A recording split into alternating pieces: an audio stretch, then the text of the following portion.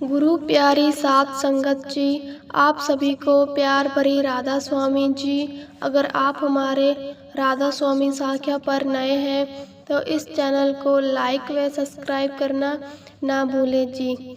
संगत जी, इस साखी को सुनने के बाद आपको पता चलेगा, जब हम पूरी श्रद्धा और विश्वास के साथ बाबा जी का प्रसाद हर रोज खाते हैं तो क्या होता है। मिश्री के रूप में मिलने वाले इस प्रसाद में आखिर ऐसा क्या है जो हमें रोज खाना चाहिए। आज जो वाक्य मैं आपको सुनाने जा रही हूँ, यह बात संगत में से ही किसी ने बताई थी, और जब आप भी यह बात पूरी सुनोगे तो आपको समझ आएगा कि हमारे सतगुरु कितने महान हैं और कैसे वह हर पल हमारे अंग संग रहते हैं। आप सभी से विनती है कि साखी को अंत तक जरूर सुनिए जी। अगर अच्छी लगे तो कमेंट में राधा स्वामी लिखिए जी। यह साखी एक सत्संगी परिवार की है और इस परिवार के सभी सदस्य बहुत सेवा और सिमरन किया करते थे। परिवार के मुख्य और उनकी पत्नी दोनों डॉक्टर थे। उनकी 2 संतान भी थी। एक बेटा था जिसकी शादी हो चुकी थी और बेटी छोटी थी। बेटा और बेटी दोनों ही बहुत ज़्यादा सेवा और सिमरन किया करते थे। इस पूरे परिवार को बाबा जी पर अटूट विश्वास था। अब जब लड़की ने पढ़ाई पूरी कर ली तो उसके लिए यह लोग रिश्ता देखने लगे। यह चाहते थे कि कोई अच्छा सत्संगी परिवार मिल जाए तो बेटी की शादी कर देंगे, लेकिन वह कहते हैं ना कि शादियां तो पहले से ही लिखी होती है। हम कितनी भी प्लानिंग कर ले, मालिक की प्लानिंग के आगे हमारी प्लानिंग फेल है। तो इन्होंने बहुत से रिश्ते देखे, लेकिन कोई सत्संगी परिवार इन्हें नहीं मिला। फिर इनके एक रिश्तेदार ने इन्हें एक परिवार के बारे में बताया।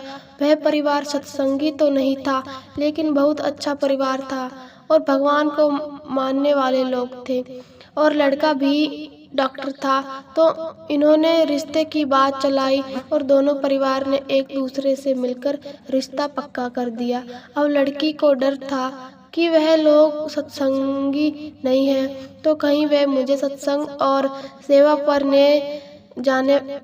पर जाने से न रोके। फिर लड़की ने मन ही मन बाबा जी से अरदास की कि बाबा जी, भले ही वह सत्संगी नहीं है, लेकिन आप उन्हें अपनी ओर जरूर लगा देना, जिससे कि वह मुझे सेवा और सत्संग पर जाने से न रोके। कुछ दिन के बाद शादी हो गई और लड़की ने अपने कमरे में बाबा जी की एक बड़ी तस्वीर लगा दी। जब बाबा जी के अगले ही दिन लड़की की सास ने बाबा जी की तस्वीर को देखा तो उसने लड़के को सख्त हिदायत दे दी कि हमारे घरों में इंसानों को नहीं पूजा जाता। हमारे घर में हमने स्पेशल मंदिर बनवाया है, यहाँ पूरा परिवार रोज सुबह शाम पूजा करता है। और जब हमारे रिश्तेदार आएंगे और इस सरदार की तस्वीर देखेंगे तो वह हमारे बारे में क्या सोचेंगे। यह कहते हुए उसने बाबा जी की तस्वीर को वहाँ से उतार दिया और लड़की को कह दिया कि यह तस्वीर वापस अपने मायके दे आना, यहाँ इस तस्वीर की कोई ज़रूरत नहीं है। चुपचाप अपनी सास की बात मान ली और बाबा जी की बड़ी तस्वीर को वापस मायके भेज दिया और एक छोटी सी तस्वीर को अपने बेड के साथ टेबल पर रख दिया और टेबल की दराज में बाबा जी का प्रसाद का पैकेट भी रख दिया।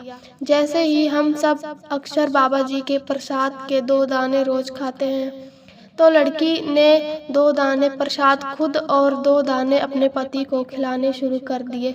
कुछ दिनों के बाद लड़की की सास ने जब अपने बेटे को दराज में प्रसाद निकाल कर खाते हुए देखा तो उसने पूछा कि ये क्या है जो तू रोज खाता है। तो लड़के ने कहा कि पता नहीं मम्मी, यह शायद कहीं का प्रसाद है जो आपकी बहू मुझे रोज खिलाती है और खुद भी खाती है। यह सुनकर सास को बहुत गुस्सा आ गया और उसने उसी समय लड़की को बुलाया और कहा कि यह क्या तुम मेरे बेटे पर टोटका कर रही है, क्या मिलाया है इस मिश्री में तूने?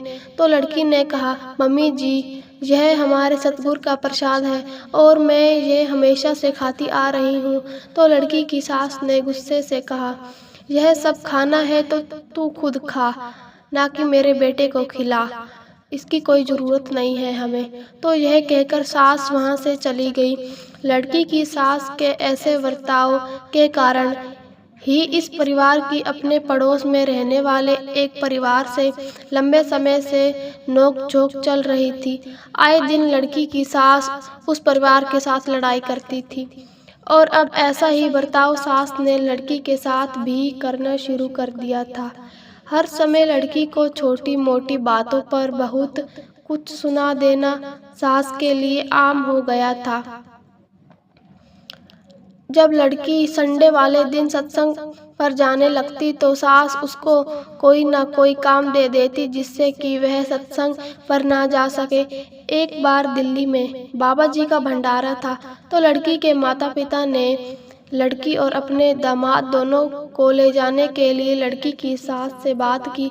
तो लड़की की सास मना नहीं कर पाई, लेकिन जिस दिन जाना था उससे ठीक एक रात पहले लड़की की सास बीमार होने का नाटक कर दिया, जिससे कि लड़की और उसका बेटा भंडारे में ना जाने जा सके। और हुआ भी ऐसा ही। जब लड़के ने देखा कि उसकी माँ की तबीयत अचानक बिगड़ गई तो उसने लड़की से कह दिया कि ऐसे माँ को छोड़कर हमें नहीं जाना चाहिए। तो यह सुनकर लड़की को बहुत बुरा लगा। लड़की कहीं ना कहीं समझ रही थी कि यह सब नाटक है, उसकी सास ने जानबूझकर किया है। और जैसे ही भंडारे वाले दिन गुजरा, शाम होते ही लड़की की सास एकदम ठीक हो गई।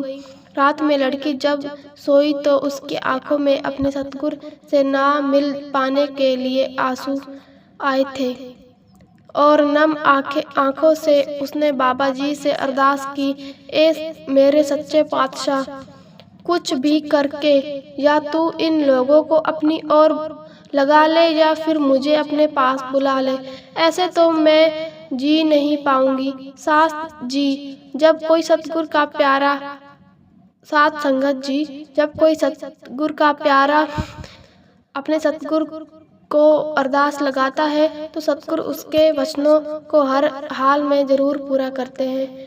कुछ दिन के बाद इनके पड़ोस में रहने वाले उस परिवार ने लड़की की सास पर काला जादू करवा दिया और अब लड़की की सास जब भी रात को सोती तो उसे अजीब गरीब आवाज़ें सुनाई देने लगती और वह डर जाती। ऐसा अब रोज होने लगा और इस डर के कारण सास की नींद बहुत कम होती गई। यह आवाज़ें सास के अलावा घर के किसी और सदस्य को नहीं आती थी। अब ऐसे माहौल में तो किसी का भी दिमाग खराब होने लगा। तो धीरे धीरे उसकी सास यह समस्या और बढ़ती गई और अब इसको आवाज़ों के साथ साथ कमरे में एक दिया भी हवा में जलता हुआ दिखाई देने लगा, जिससे यह और ज़्यादा डरने लगी और पूरी रात बैठकर ही गुजारने लगी और नींद की गोलियां खाने लगी। अब इसकी हालत बहुत ज़्यादा खराब रहने लगी। कई बड़े बड़े डॉक्टर को दिखाया गया, लेकिन किसी को कुछ समझ नहीं आ रहा था कि आखिर इसको बीमारी क्या है। कोई मानसिक तनाव कह देता तो कोई कहता कि इन्हें बड़े लेवल के डिफरेंस हो गए हैं। दवाइयों का असर कुछ खास नहीं हो रहा था। यह सब देखकर लड़की का पति बहुत घबराने लगा और उसने अपनी माँ की चिंता सताने लगी। जब घर के इतने बुरे हाल हो गए, फिर एक दिन डरते हुए लड़की ने कहा, पति और सास से पूछा कि अगर मैं आपको कुछ करने को बोलूं तो क्या आप कुछ दिन के लिए वह काम कर सकते हो? सास ने कहा, जब सारे जहान के डॉक्टर मुझे ठीक नहीं कर पाए तो तू क्या कर लेगी? लड़की ने कहा कि मुझे पूरा विश्वास है, अगर आप मेरी बात मान लेती है तो आप कुछ ही दिनों में ठीक हो जाओगी।